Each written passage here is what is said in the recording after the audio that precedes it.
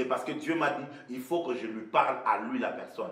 Et je lui dise... Il est déjà en politique. Je lui Il est déjà en politique. Je lui dirai... Il est déjà en politique. Est-ce un chrétien? Je ne donnerai pas d'indice. Pour être président de la République, Dieu n'a pas besoin de mettre quelqu'un chrétien. Je vous ai dit ici, il a appelé Cyrus Mouan, ce n'était pas un enfant d'Israël. Voyez-vous, le problème de la nation est bien plus vaste. Le problème, c'est une question de cœur. Quelqu'un qui peut aimer le pays et travailler pour le pays. Donc, ce sera... Bon, bref, je n'ai pas en tout d'argent. Donnez-nous un indice. On va garder ça sur parole. Donnez-nous un indice. Non. Donnez-nous un indice. Quand nous serons au bureau, je te dirai. Oh. Mais devant la caméra, j'aimerais vous dire en fait que le plan de ce pays, Dieu m'a révélé. Et par sa grâce, vous pouvez aller sur YouTube, sur les réseaux sociaux, voir les prophéties que je donne pour la nation. Je pense que je rends grâce à Dieu pour le prophète Sylvain Koussou, qui lui aussi est l'un des voix que Dieu est en train d'élever dans le pays. Il donne des paroles prophétiques qui s'accomplissent. Et je rends grâce à Dieu, parce que nous sommes un corps et nous devons nous célébrer quand Dieu utilise quelqu'un dans cette dimension-là. Et je reconnais que j'ai reçu la grâce. Dieu me parle de la nation et des nations, de l'église, de tout ce qui doit arriver. Et ça arrive tel qu'il nous l'a dit. Et je peux vous dire, 2023, il y aura élection. Ok? Il y aura élection. Concrétiser tout ce qu'on dit que non. Il y aura élection. Par là, je ne sais rien. Financier, on n'est pas prêt. Je ne sais rien de tout ce qu'il y a. Il y aura élection. Non, j'ai dit ceci. Moi, je ne parle pas politique. Oui. Je ne suis déjà pas nos chaînes ici. Je ne suis pas nos politiques. Je ne sais rien de tout ce qui s'est dit. Je ne sais même pas ce qu'il y a dans le budget de l'État ou comment. Je vous dis ce que le ciel a décidé. Sachez seulement que l'année prochaine, vers la fin de l'année, on va proclamer, il y aura élection, les gens vont voter, et il va y avoir un gagnant, ce sera Félix Tshisekedi. Et je vous dis qu'il y aura un grand écart de plus ou moins 25 à 30% entre lui et le premier. Ce sera par cela que vous saurez que c'est Dieu qui a parlé. Les gens vont se lever en disant ce sera tricherie, ce sera ceci, il va y avoir un semblant de troubles mais qui va être très maîtrisé et rapidement parce qu'il y aura toutes les preuves. Parce que une chose que nous aurons au moins pour une première fois, la communauté internationale dira à l'unanimité que les élections ont été transparentes. Vous allez entendre ça. Et je vous dis, je ne connais ni M. Kadima, ni je ne les connais pas. Mais je parle de ce que j'ai vu en esprit de manière très claire. Vous savez, Dieu m'a parlé et quand Dieu me parle, le courage que j'ai, c'est le fait que j'ai écouté la voix de Dieu. Ça se fera ainsi. Et une chose est certaine, c'est qu'il a juste une mission que Dieu lui a donnée. Comme M. Kabila avait aussi une mission que Dieu, personne ne peut atteindre le sommet de l'État sans que le Seigneur ait quelque part le contrôle là-dessus. Voyez-vous, il a une mission par rapport à cela. Est-ce que vous savez que c'est grâce à M. Kabila, Joseph, que l'église de Réveil a été reconnue comme une confession religieuse, une reconnaissance au niveau de la constitution de notre pays, comme une institution? Vous allez croire que c'est juste, même si la personne Adam m'a bénaillé et tout ça, mais reconnaissons au moins que quand Dieu regarde une personne pour le mettre à la tête du pays, ce n'est pas par rapport aux bonnes ou aux mauvaises choses. Il regarde par rapport à son agenda, à ses intérêts. C'est de même quand le diable prend aussi un méchant pour le mettre au sommet d'une nation, c'est par rapport à son agenda. Ainsi donc, l'Église, c'est ce que j'étais en train de vouloir dire, quittons d'abord nos passions politiques. Je suis de l'autre. Maintenant, si nous prenons la même église, on va faire comment? Si nous avons le même pasteur, comment on va faire?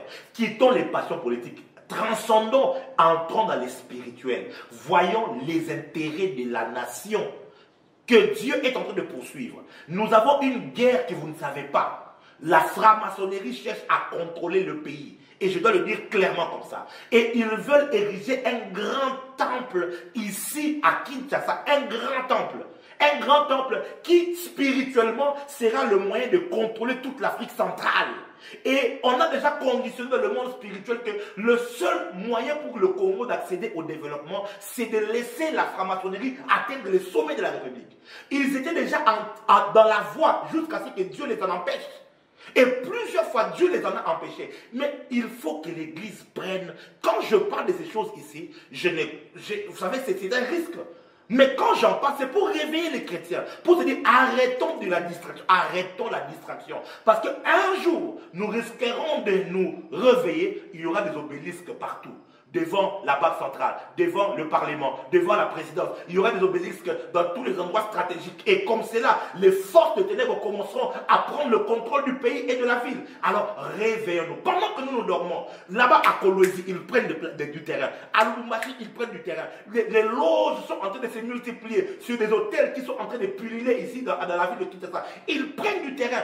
Cependant, nous sommes en train de nous battre. Sextape. Oh, tel pasteur et tel pasteur se battent. Oh non, ils se m'entendent. Oh, tel et on est que dans la distraction. Et très bientôt, on sera en train de pleurer comme on a vu. Mais c'est que le père avait dit on risquera de pleurer. Notre pays sera basculé par le monde de ténèbres totalement. Lèvons-nous et prions parce que la prière fervente du juste a une grande efficacité.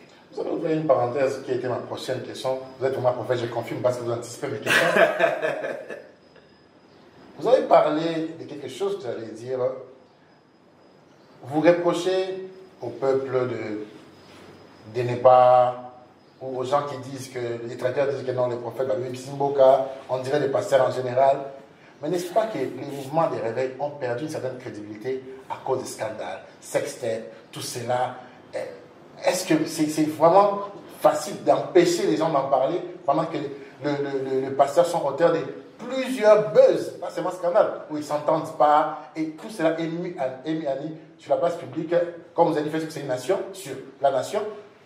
Qu'est-ce qu'il faut faire pour arrêter cela? Déjà, il faut savoir que les scandales n'ont pas commencé aujourd'hui. Les scandales n'ont pas commencé non plus avec les pasteurs ou avec l'église. Les scandales, il y en a partout. Mais tout dépend de celui qui veut utiliser les scandales selon les buts qu'il veut atteindre. Ça, c'est quelque chose qu'il faut déjà bien savoir. Okay? Deuxième chose, il faut savoir aussi que la quantité de scandales qu'il y a est moindre par rapport à la quantité des exploits de Dieu qu'il fait sur la nation. Mais à qui ça profite de mettre en exergue les scandales qu'il y a? Il faut savoir. Et c'est là que vous allez vous rendre compte du combat dans lequel nous sommes. Ça profite à certaines personnes qui tendent à décrédibiliser ou à discréditer l'Église dans l'opinion publique. Je vous ai dit quelque chose peut arriver, et ça arrive, nous sommes des humains, ça arrive partout. On a vu ici récemment le scandale qu'il y a eu avec les prêtres sur les dossiers des enfants pédophiles et tout ça, des prêtres en France qui ont été condamnés aux États-Unis, ainsi de suite. Est-ce que ça fait autant de buzz? Est-ce qu'on en a parlé comme ça? Qui a étouffé cela? Pourquoi est-ce qu'on n'a pas fait? Parce que vous allez vous rendre compte que la plupart de ceux qui gèrent, au monde, il est catholique quelque part. Et il protège les intérêts de son église. Maintenant, quand c'est un pasteur, qui est celui qui met plus de l'huile dans le feu? Vous allez vous rendre compte que non, il y a une force, quelque part, qui tend à discréditer l'église pour l'affaiblir. Voyez-vous, parce qu'il n'y a pas que des scandales qui arrivent, il y a tellement de choses qui se font. Le pasteur Marcelo Tonassi a un orphelinat où il prend soin des enfants albinos. Qui en parle? Qui en parle? Il y a beaucoup de personnes qui font beaucoup d'autres bonnes œuvres. Il y a des pasteurs qui ont des formations, qui font tellement de bonnes choses et tout ça, mais qui en parlent? Pourquoi est-ce qu'on n'en parle pas? Sans compter de tous les miracles, de tous les âmes gagnées, de tous les exploits. Qui en parle? C'est parce que l'Église n'a pas encore compris que nous sommes dans une guerre. Et dans une guerre, nous devons apprendre à célébrer ce que Dieu fait avec nous, à célébrer les œuvres pour relever la foi. Quand nous nous taisons, l'ennemi va prendre les petites erreurs, les toutes petites, alors les infimes petites erreurs qu'il va prendre et qu'il va accentuer pour faire croire à l'opinion qu'il n'y a que ça, alors qu'il n'y a pas que ça. Et pourquoi vous avez l'impression que je suis en train de ne pas vous répondre clairement à ce genre de questions? C'est parce que je ne suis pas engagé par Parole TV pour parler d'une autre chaîne de télévision. Imagine que le boss de Parole TV, Madame Moussas qui est à la maison, la boss lui dit, elle est là comme ça et puis elle voit son journaliste Yannick Moussas qui commence à parler de l'autre chaîne. Oh non, mais moi je n'étais pas engagé pour parler de la chaîne, j'étais engagé pour parler de Parole TV. Quand je viens à la télévision, je viens parler de Jésus-Christ. Je viens parler des intérêts du royaume. Je viens parler du plan de notre gouvernement, qui est le gouvernement de Jésus-Christ, et non pas m'éterniser à vouloir pointer du doigt ceux des nôtres. Non, ceux des nôtres peuvent avoir des problèmes. C'est une blessure dans les corps. On va le soigner. On va le traiter, on va prier pour ça, on va pleurer même parce qu'on aura mal, mais on va se lever, on va continuer à marcher parce que notre ennemi, ce n'est pas mon frère, ce n'est pas ma soeur, c'est le diable qui tend à vouloir affaiblir l'église. Jésus avait dit ceci, que sur cette pierre je bâtirai mon église, les portes des séjours des morts ne prévaudront point contre elle. Les portes de séjour de mort, c'est le gouvernement satanique qui essaiera à chaque fois de prévaloir. Mais Jésus a dit, ils vous feront la guerre, mais ne vous combattront pas. Ils vous vaincront pas. Ils vous feront la guerre, ils ne vous combattront pas, ils ne vous vaincront pas. Je suis en train de chuter, on fait déjà signe. J'ai 3 questions pour vous. Et ces 3 questions, répondez à cœur ouvert. Si je vous reçois et que je ne pose pas ces questions, moi, mon temps, fallait tout naïf. Ok.